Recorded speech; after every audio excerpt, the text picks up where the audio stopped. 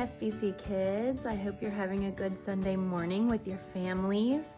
Last week we talked about Noah and the flood. This week we're going to talk about the Tower of Babel. Okay? Again, we're reading out of the Laugh and Learn Children's Bible by Phil Visker. If you don't have it, that's okay, because we're going to read it. You don't need it, okay? It was a new start. The great flood had stopped all the fighting, cheating, and lying. Now Noah and his kids had a new chance to live as God's friends, the way they had always tried to live, sharing love and kindness instead of meanness and hate. The first thing Noah did was build an altar where he could give gifts to God. Noah gave gifts to God and thanked God for the new chance in a new world. God told Noah and his kids how he wanted them to live, and they promised they would do their best to live that way. And it went pretty well for a while. But Noah's kids had kids, and their kids had kids, and their kids had kids, grandkids and great-grandkids and great-great-grandkids.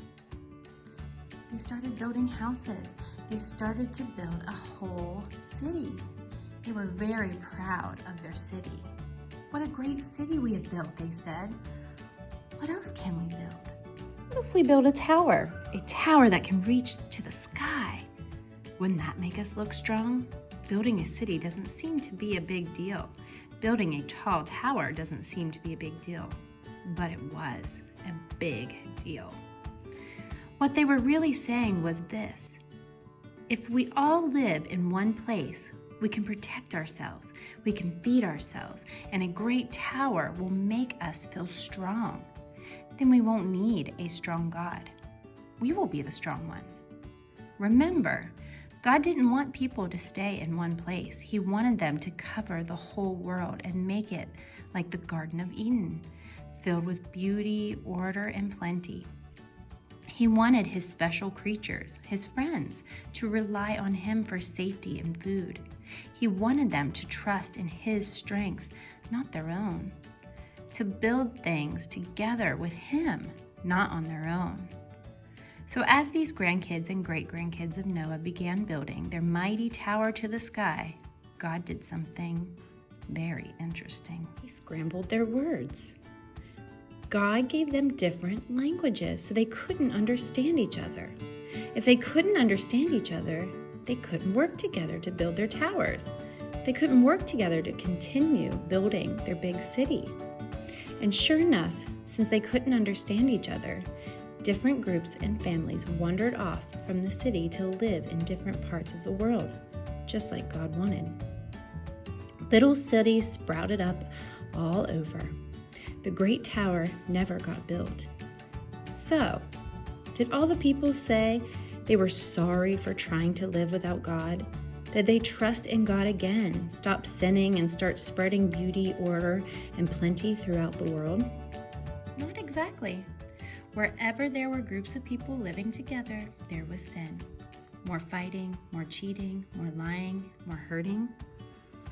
Even with their second chance, the grandkids and great-grandkids of Noah made the same mistakes as Adam and Eve had made long before. They stopped listening to God and started listening to that other voice, the voice of the sneaky snake that said, "You won't be happy if God is in charge. You should be in charge instead." A voice that lied.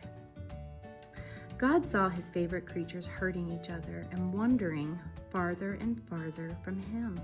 So God knew it was time for his great rescue plan, a plan that didn't start with a huge flood or a big boat, a plan that started with one single person, a guy named Abram.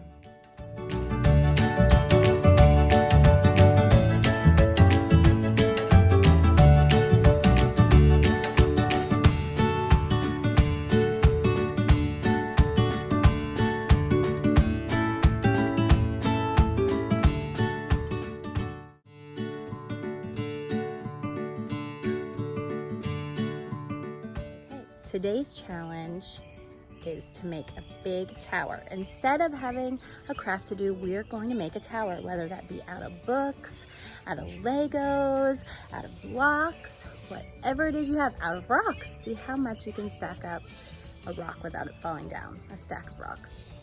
There you go. Take a picture of it and send it in, and we want to see your tower.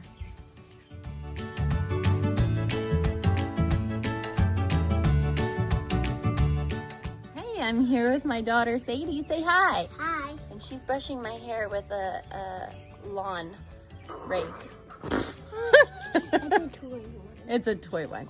And we're going to end today's lesson with a prayer. Are you ready, Sadie? Yay! Yay! Okay, get ready to pray. Ready?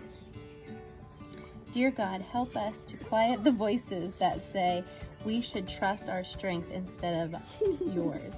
We want everything we say and do to bring glory to you. Amen. Amen. Have a great day. Ow.